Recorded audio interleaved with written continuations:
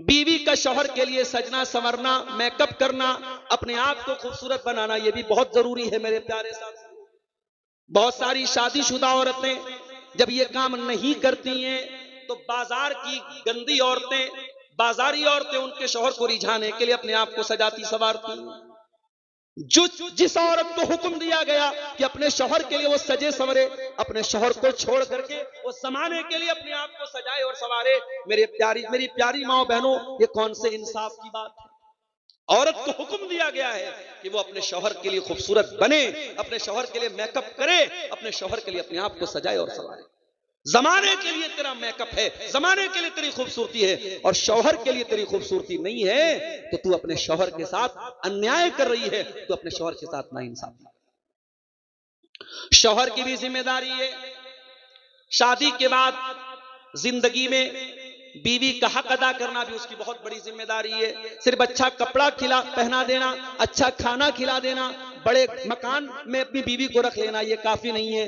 बीवी को हर तरीके का सुकून देना, ये भी शौहर की जिम्मेदारी है। और जब इस मामले में शौहर की तरफ से कोताही होती है तो बहुत सारे घरों में बिगाड़ पैदा होता है। तो ये बहुत बड़ा जुल्म है, अत्याचार है जो अपनी जानों पर बहुत सारे लोग कर रहे हैं। कुरान करीम उनको भी दावत दे रहा है, या इबादी अल्लज़ीना असरफू अला अनफुसिहिम ला तक़नतू मिन रहमतिल्लाह, ऐ मेरे वो बंदो जिन्होंने जिना करके अपने नफ्सों पर जुल्म किया है, आओ अल्लाह से सच्ची तौबा कर लो, अल्लाह से माफी मांगो। और मैं अपनी बहनों को एक बात बताना चाहता हूं, आजकल प्यार और मोहब्बत के नाम पे बड़े ड्रामे चल रहे हैं।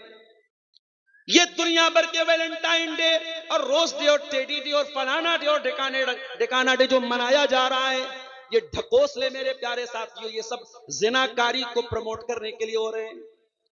मेरी बहनों कान खोल के सुन लो, जो लड़का आपसे मोहब्बत का दावा करता है, अगर वाकई में वो आपसे मोहब्बत करता है, वो कभी आपको जिना की दावत नहीं देगा। जो जिना की दावत दे, जो हराम रिश्ता बनाने की बात करे, वो कभी आपसे मोहब्बत नहीं करता है। वो आज आप तक पहुंच रहा है, कल किसी और तक पहुंचेगा। जो सच्ची मोहब्बत का दावेदार होगा, जो सच्ची मोहब्बत करेगा, वो हलाल तरीके से आपके बाप से, आपके वालिद से आपका रिश्ता मांगेगा। अगर आपके वालिद नहीं होंगे, उनके सामने हाथ जोड़ करके उनको मनाने की कोशिश करेगा, मगर हलाल तरीके से अपनी शरीके हयात बनाएगा, अपनी बीवी बना करके जन्नत में अपने साथ लेके जाएगा।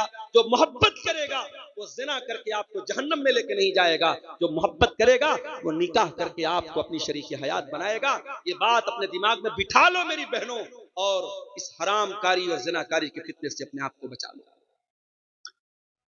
नबी के दौर में एक औरत अल्लाह के नबी के पास आती है, गामिदिया औरत आकर के कहती है, अल्लाह के नबी नहीं, सब तो जिना, मैंने जिना किया है। आपने उसको टालने की कोशिश की, उसने कहा अल्लाह के नबी मुझको टालने की कोशिश न कीजिए। उस औरत के पहले एक सहाबी भी अल्लाह के नबी के पास आए थे, जिनका नाम माइस बिन मालिक असलमी था। उन्होंने भी आकर के इकरार किया था, इन्नी सब तो जिना, अल्लाह के नबी मैंने जिना किया है, मैं शादीशुदा इंसान हूं, मुझे मालूम है जिना की इस्लाम में सजा क्या है। अल्लाह के नबी, मैं अल्लाह के यहाँ जिना की सजा नहीं पाना चाहता हूँ, ताहिरनी, मुझे दुनिया में पाक कर दीजिए, मुझे सजा दे दीजिए, ताकि दुनिया में मुझे सजा मिल जाए, मुझे आखिरत में सजा ना मिले। अल्लाह के नबी ने सहाबा से कहा, जरा चेक करो तो शराब तो नहीं पिए। उस वक्त हो सकता है शराब हलाल रही हो, शराब हराम ना रही हो उस वक्त, शराब तो बाद में हराम हुई थी। साहबे किराम ने जाकर के मुंह सूंघा, कहा अल्लाह के नबी शराब तो नहीं। फिर नबी ने कहा, पता लगाओ कहीं ऐसा तो नहीं कि इनका दिमाग फिर गया है, इनको जुनून तारी हो गया, पागलपन का दौर आ गया है। लोगों ने पता लगाया, और पता लगाने के बाद तस्दीक किया, अल्लाह के नबी दिमाग भी बिल्कुल सही काम कर रहा है, नशा भी नहीं है, दिमाग भी सही है। अल्लाह के नबी ने फिर भी टाल दिया। कुछ दिन गुजरे, फिर आए, अय अल्लाह के नबी ताहिरनी, मुझे पाक कर दीजिए, मुझे सजा दे दीजिए। आपने कहा ठीक है, जमीन में गड्ढा खोदा जाए। गड्ढा खोदा गया, माइस बिन मालिक असलमी को लाया गया, आधा धड़ उनका जमीन में डाला गया और आधा धड़ बाहर रखा गया, और पत्थरों से मार मार के उनको खत्म किया गया।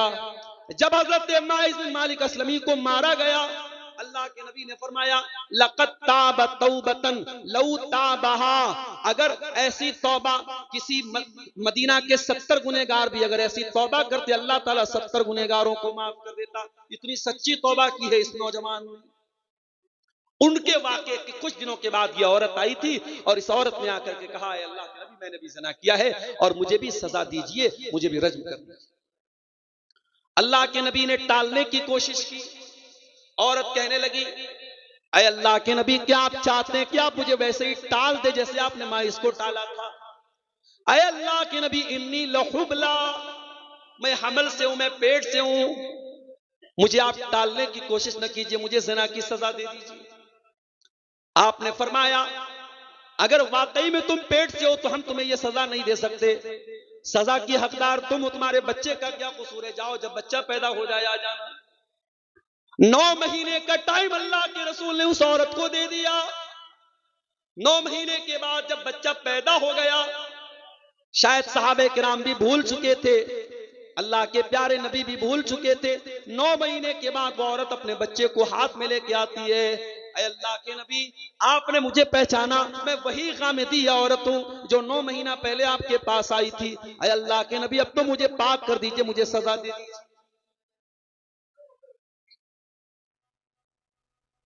अल्लाह के नबी ने फरमाया नहीं, हम अभी तुम्हें सजा नहीं देंगे, बच्चा बहुत छोटा है। जब ये बच्चा दूध छोड़ दे और रोटी खाने लगे तब तुम मेरे पास आना, हम तुम्हें सजा। अल्लाह के प्यारे नबी ने 2 साल का टाइम और दे दिया। 2 साल का पीरियड गुजर गया और 2 साल के बाद वो औरत फिर आती है अपने बच्चे को गोद में लेके, इस हाल में कि बच्चे के हाथ में रोटी का टुकड़ा है।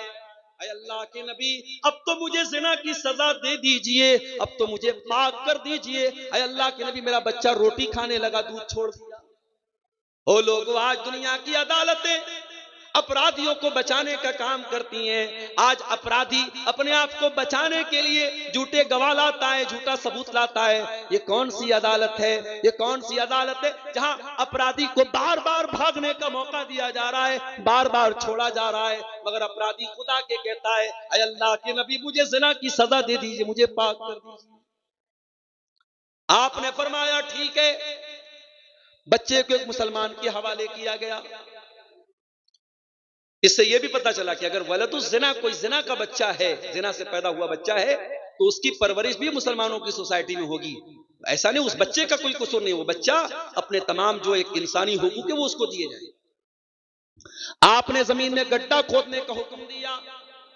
गड्ढा खोदा गया, औरत को गड्ढे में डाला गया, पूरे बदन को चादर से लपेट करके ताकि बेपर्दगी न हो। पत्थरों से मारा जाने लगा। जब पत्थर मारे जाने लगे, औरत के बदन से खून का फव्वारा निकला, खून के छींटे निकले और खून के कुछ छींटे हजरत खालिद बिन वलीद के कपड़ों पर पड़ गए। खालिद बिन वलीद के मुंह से गुस्से के मारे कुछ कलमात निकले कि पता नहीं कैसी औरत का कपड़ा मेरे, कैसी औरत का खून मेरे कपड़े पर पड़ गया। जब अल्लाह के प्यारे नबी ने हजरत खालिद को इस तरीके के अल्फाज इस्तेमाल करते हुए देखा, आपने फरमाया महलन या खालिद, ऐ खालिद खबरदार, अपनी जबान को लगाम दो। लक़द ताबत तौबतन लौ ताबहा साहिब मुहसिन लगुफ़िर लहू।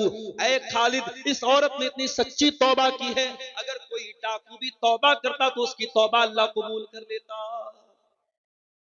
ये नबी के दौर में सच्ची तौबा के वाकयात थे मेरे साथ। आज हमारे दिलों में तौबा का ख्याल क्यों नहीं आता है? आइए मैं बताता हूं कि हमारे दिल में तौबा का ख्याल क्यों नहीं आता है। हमारे हाथों में जो ये मोबाइल है, जो ये सोशल मीडिया है, जो ये इंस्टाग्राम है, जो ये स्नैपचैट है, इन तमाम चीजों में इतने घिरे हुए हैं हम कि दिन रात ये गंदे रील्स देखते हुए और गाने बजाने देखते हुए हमारे दिल मुर्दा हो चुके हैं। और जब दिल मुर्दा हो जाए तो फिर दिल में तौबा का ख्याल नहीं आता है।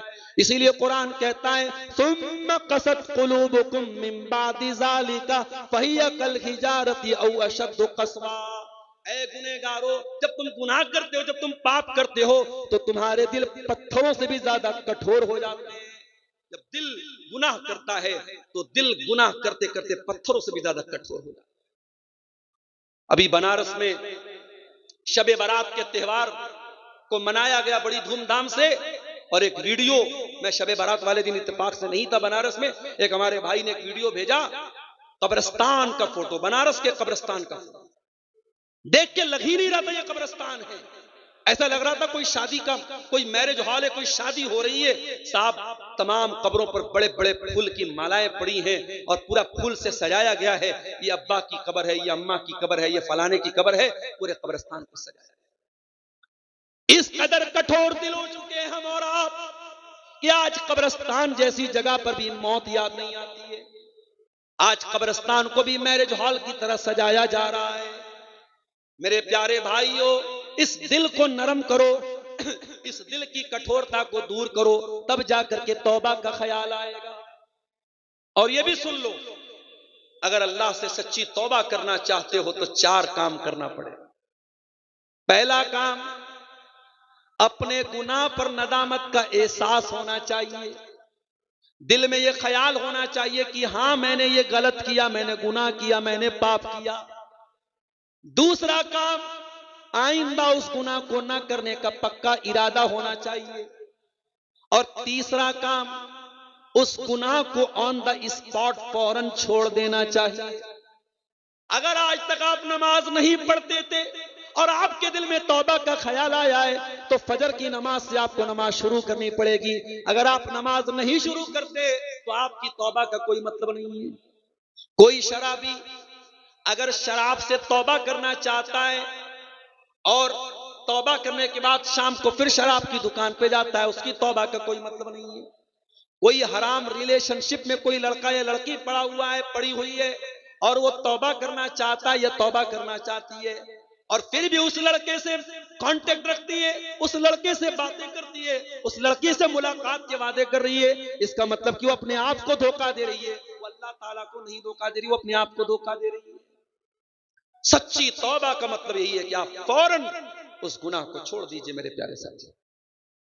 और अगर आपके गुनाह का ताल्लुक हुकूकुल इबाद से है, आपने किसी की जमीन पर नाजायज कब्जा कर लिया है, किसी का माल हड़प लिया है, किसी के साथ कारोबार में चीटिंग किया है, किसी के साथ फ्रॉड किया है, तो चौथी शर्त यह है तौबा की कि आप उसका हक उसको दीजिए। जमीन लिया है तो जमीन दे दीजिए, माल लिया है तो माल दे दीजिए। और अगर आपने जबान से तकलीफ पहुंचाई है, गाली दिया है, गीबत किया है, चुगली किया है, तो जा करके उससे माफी मांग लीजिए। ये 4 काम जब तक हम नहीं करेंगे हमारी तौबा का कोई मतलब नहीं है मेरे प्यारे साथ। और अगर दुनिया में हमने लोगों का हक मार के अगर उनका हक नहीं दिया तो ये भी सुन लो मेरे प्यारे साथियों के कयामत के दिन हमको देना पड़ेगा। ये अलग बात है, दुनिया में जमीन हड़पाए तो जमीन देना पड़ेगा, माल लिया है तो माल देना पड़ेगा, पैसा लिया है तो पैसा देना पड़ेगा। लेकिन कयामत के दिन करेंसी चेंज हो जाएगी, वहां माल नहीं मिलेगा, वहां जमीन नहीं मिलेगी, वहां आपको अपनी नेकियों से हाथ धोना पड़ेगा। कोई रोजा लेके चला जाएगा, कोई नमाज लेके चला जाएगा, कोई हज लेके चला जाएगा, कोई ज़कात खैरात लेके चला जाएगा। उसके बाद भी अगर कोई हकदार खड़ा होगा, अल्लाह के नबी फरमाते हैं फिर उनके गुनाह इंसान के ऊपर लाद दिए जाएंगे और दुनिया से नेकी लेकर के जो आया है इस हाल में अल्लाह के पास वापस जाएगा कि गुनाहों से भरा हुआ होगा और जहन्नम में उसको फेंक दिया जाएगा। इसलिए हुकूकुल इबाद का मामला मेरे प्यारे साथियों और डेंजरस और खतरनाक है। अगर सच्ची तौबा आप करते हैं तो आप हुकूकुल इबाद के मामले में भी बहुत एहतियात। आज हमारे बहुत सारे भाई ऐसे हैं जो पैसा कमाने की दौड़ में अंधे बन चुके हैं। रिश्वत का पैसा भी जेब में जा रहा है, सूद और ब्याज का पैसा भी जेब में जा रहा है। इसी झारखंड की बहुत सारी बस्तियों में ग्रुप लोन बड़ी तेजी से चल रहा है। छोटे छोटे अमाउंट 10-10, 20-20 हजार का अमाउंट आज मुसलमान सूद पर ले रहा है, इंटरेस्ट पर ले रहा है। क्या मुसलमान अपने नबी की हदीस भूल गया? अल्लाह के प्यारे नबी ने फरमाया लान अल्लाहु आकिल रिबा व मुकिलहु व कातिबहु व शाहिदई। सूद खाने वाले पर भी अल्लाह की लानत, सूद खिलाने वाले पर भी अल्लाह की लानत, सूद लिखने वाले पर भी अल्लाह की लानत और सूद की गवाही देने वाले पर भी अल्लाह की लानत। और आपने फरमाया वहुम सवा, सब बराबर हैं। आज सूद का पैसा मुसलमान के घर में आ रहा है। कुल या इबादी अल्लज़ीना असरफू अला अनफुसिहिम, ऐ सूद ब्याज खा करके, ऐ रिश्वतें खा करके, ऐ हराम कमाई खा करके जिन्होंने अपनी जानों पर जुल्म किया है, ला तक़नतू मिर रहमतिल्लाह, अल्लाह की रहमत से कभी मायूस मत होना। और ये भी याद रखो, तौबा की भी एक एक्सपायरी है। तौबा कर सकते हैं मगर कब तक? जब तक मौत सामने ना आए। अगर आपने मौत को सामने देख करके तौबा की तो आपकी तौबा कबूल नहीं होगी। अल्लाह के प्यारे नबी फरमाते हैं, इन्नल्लाह यक़बलु तौबतल अब्दि मा लम युग़रग़िर, अल्लाह ताला बंदे की तौबा को तब तक कबूल करता है जब तक जान हलक तक ना आ जाए। आज हम नहीं जानते कब हमारे साथ कौन सा एक्सीडेंट हो जाए। परसों सोनाकोड़ की सरजमीन पर प्रोग्राम था मेरा, रात में इसी बरहेट से होता हुआ मैं पटना और बनारस वापस गया। हमारी मजबूरी थी, हमको जाना था फिर आ जाना था। कभी कभी रात में 100 और 120 की स्पीड में भी गाड़ी चलती है, डर भी लगता है। और खास तौर से ये जो बरहरवा का रास्ता है, पूरा पहाड़ी का इलाका है, गाड़ी कभी डिसबैलेंस भी हो सकती है। ड्राइवर की एक गलती हमें मौत के घाट में उतार सकती है। मेरे प्यारे साथियों, ये हालात आपके साथ भी हो सकते हैं। कहीं ऐसा न हो कि कोई जिंदगी में हादसा आए और हमें तौबा करने की मोहलत भी ना मिले, हमें तौबा करने की तौफीक भी ना मिले। मेरे साथ